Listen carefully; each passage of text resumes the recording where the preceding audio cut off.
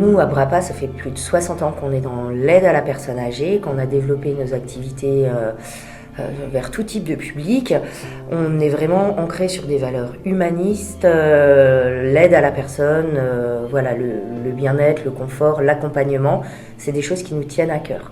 Les résidences, nous, ça fait plus de 50 ans qu'on en gère, donc l'hébergement de tout type, de toute manière à destination de personnes âgées. Et pourquoi on a accepté, si je puis dire, de travailler avec Alpha, avec ce projet Résident Ensemble, parce que c'était un projet qui allait dans le sens de nos valeurs. C'est-à-dire qu'on est souvent démarché pour qu'il y ait un simple affichage à Brapa, mais derrière, il n'y a pas de réalité. Alors même que Monsieur Vetter, il était vraiment empreint d'un souhait de mener un vrai projet concret avec une qualité de service associée à la qualité immobilière. Et voilà, d'œuvrer ensemble, de créer un partenariat, sachant qu'on était entendu sur le niveau qualitatif de ce qu'on voulait mettre en place et que plus que d'être entendu, c'était vraiment un souhait partagé. Eh bien, on s'est dit alors que, allez, tentons le coup et quand on voit le résultat, c'est vraiment un très beau résultat.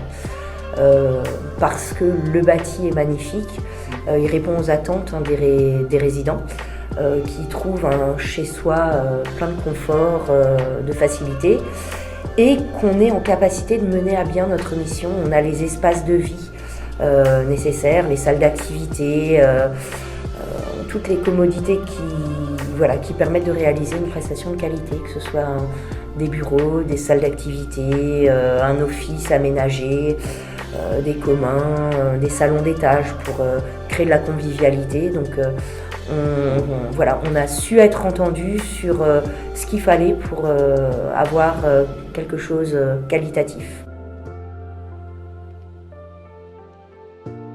Pour l'expérience, pour le service à la personne, ça je le suivais depuis un certain temps, même au-delà de ce que vous faisiez en termes, je dirais, d'aide à domicile, puisque ma belle-mère bénéficie des services de la Brapa.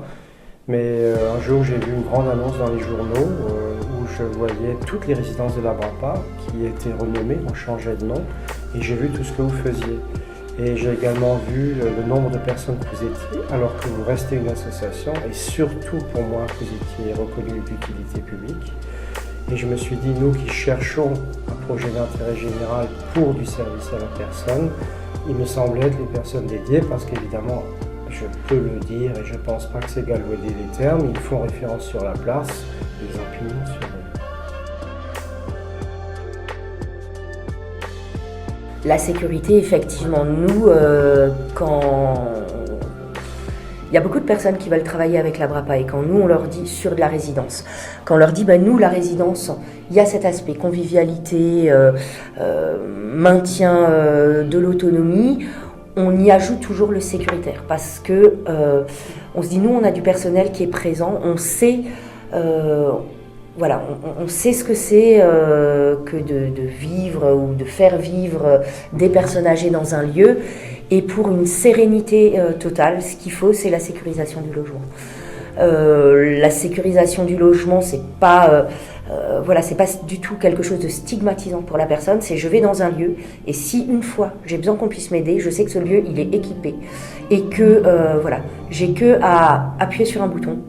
Et là, je rentre en communication avec quelqu'un et je peux exprimer la raison de mon appel. Et si je ne suis pas en capacité, je sais que de toute manière, il y aura une intervention et je pourrai être secouru le cas échéant. Moi, je remercie Eva Fiche qui m'accompagne depuis le début sur ce projet.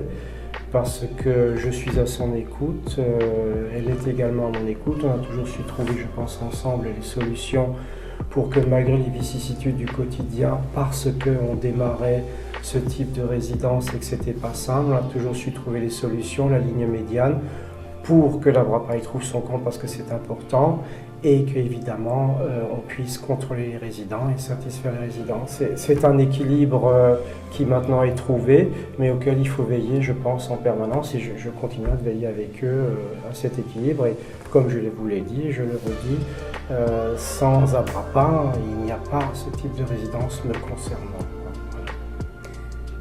Moi, je vous remercie parce que déjà d'avoir fait confiance à l'Abrapa, voilà, d'avoir cru en la qualité de notre travail et de nous avoir fait encore confiance sur comment aménager ces résidences, qu'est-ce qui était nécessaire. Vous nous avez toujours laissé libre carte pour monter les projets qu'on estimait nécessaires. Et voilà, ça nous a permis de réaliser le meilleur offre. Et potentiellement d'autres résidences à venir. Donc, je le souhaite fortement.